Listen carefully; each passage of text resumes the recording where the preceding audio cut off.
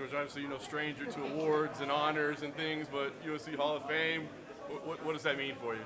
It's the highest honor I can get, the cherry on the cake, I guess. Yeah, so I'm very, very happy. It's a dream come true. We wonder because for fighters, you're fighting for championships, right? And you're fighting for money as well to take care of your career. But something like this, is it still a special night in the career to know that, I guess this is an award that never goes away. You're part of this fraternity. Yeah, it's the highest honor someone can receive, especially when you retire, to be recognized, because that means you made a difference in your sport. So it's just a dream come true. I'm so excited to be here tonight. That's awesome.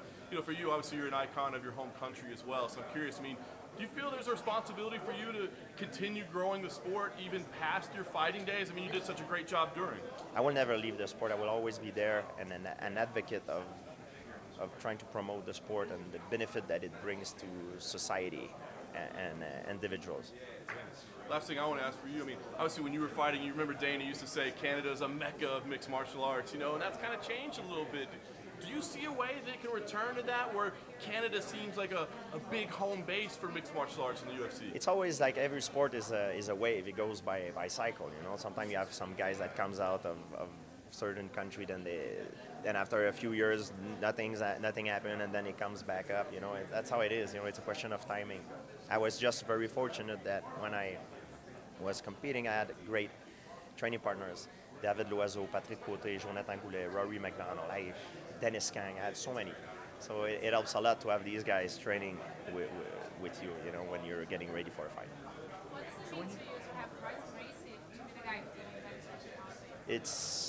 was when they asked me who would be your number one choice out of everybody in the universe, in the world, to introduce you, I said it was Royce Gracie, because everything started for me with Royce Gracie when I first saw him on TV.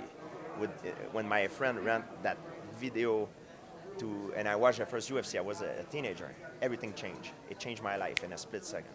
I right away knew that's what I wanted to do in my life, and he had a massive impact on my life. Being here today makes you think about fights that you wish you have done? Yes, but I'd rather not think too much about that, because living with regret, it's always bad. I try to make the most of it. Everything is a question of timing, and most importantly, I'm very healthy. I can retire with all my health.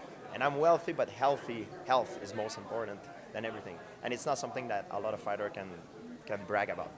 You could pick one, though. Well, it's always a question of fighting. You're talking about Anderson Silva.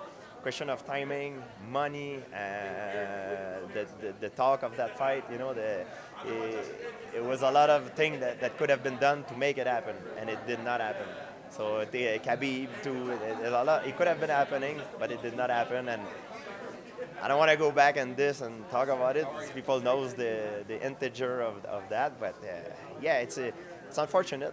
But at the same time, I'm glad with how things turns out. What do you think of Anderson boxing? It was incredible. What an inspiring performance. I myself was very skeptic. I was afraid for him when he fought Chavez, because Chavez is a real champion in boxing, and he took him out of his comfort zone. It was just amazing. It's to the same level to his best performance in MMA, but he did it in boxing. It was just incredible.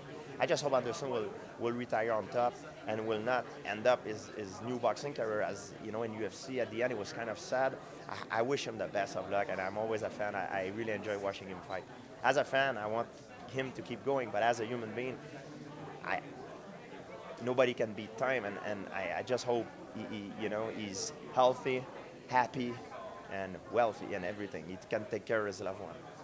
What do you expect to see from Nick Diaz this weekend? I think a lot of That's a big X factor. Would he come back as good as he was, or this layoff would have a negative impact on him? I don't know. I just hope that he will come back as good as he were, because I'm afraid that he left a lot of money on the table, and I hope I'm wrong, and I hope he comes back even better than he was, and he goes for a shot for the title. I'm a huge fan. I really enjoy watching him fight. Did you see his interview when he says he just hates fighting? He doesn't like anything? I can relate to that. I hate fighting as well. I hate it. I did it because I use that as a benchmark to get me to where I want to get to in life. I don't like fighting. It's the worst day of my life, the day that I fight. But I use that because to get me in life, because I love the freedom, the health, the fitness, the wealth, the access of things that other people does not have. So there's a lot of good advantage, but you need to pay the price. Sometime a few times a year if you want to be a fighter among the elite.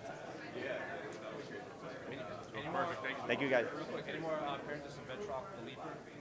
Well, I hope so. You know, I don't know if he die or not. You know, He can make a new universe, right? I think he can come back. I don't think he's dead. There is a multiverse coming. He might come back. I'm sure he will. Cross my finger.